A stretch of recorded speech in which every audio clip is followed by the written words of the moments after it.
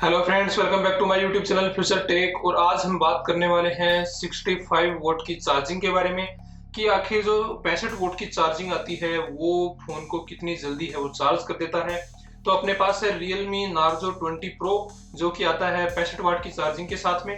और जो ये 65 वाट की चार्जिंग है इसको हम देखेंगे कि ये फोन को 15 मिनट में कितना चार्ज करता है, 20 मिनट में कितना चार्ज करता है, 25 मिनट में कितना करता है, 30 मिनट में कितना करता है और 35 मिनट में ये लगभग फुल चार्ज हो जाता है। कंपनी का ऐसा दावा है। तो हम ये फैक्ट है वो चेक करेंगे कि एक 4300 mAh की बैटरी है, उसको 65 वोट का जो चार्जर है वो लगभग 35 मिनट में कंप्लीट चार्ज कर देगा। तो आप वीडियो को आगे देखिए और मैं आगे जो वीडियो है वो मैं अनकट डाल रहा हूँ, थोड़ा सा लंबा हो सकता है लेकिन मैं फास्ट फॉरवर्ड उसको कर दूंगा।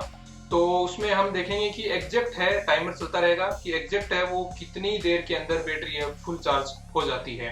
तो वीडियो को आप आगे जरूर देखिए और चैनल को अगर अभी तक आपने सब्सक्राइब नहीं किया, आप अगर मेरे चैनल पे नए हो तो चैनल को सब्सक्राइब करना बिल्कुल ना भूलें और साथ ही बेल आइकन को दबा दीजिए